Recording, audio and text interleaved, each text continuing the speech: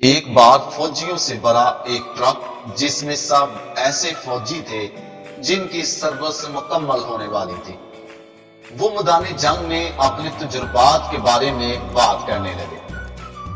ایک بوڑھے سپاہی نے جس کی سروس ان سب سے زیادہ تھی اس وقت کے بارے میں بتایا جب اس نے دشمن کے 7 سپاہیوں کو اکیلے ہی مار ڈالا تھا۔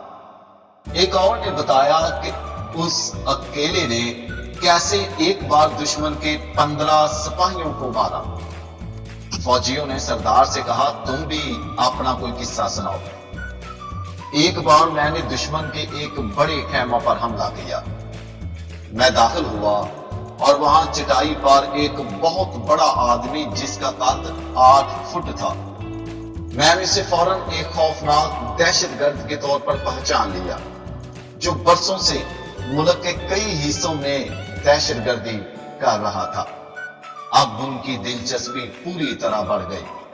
تم نے کیا کیا؟ سردار نے کہا، میں نے اس کا پیر کاٹ دیا اور خیمہ سے باہر بھاگ آیا۔ اس کا پیر؟ ایک سپاہی نے کہا، تمہیں اس کا سر کاٹ دینا چاہیے تھا۔ سردار نے مسکراتے ہوئے کہا، وہ تو کوئی پہلے ہی کاٹ چکا تھا۔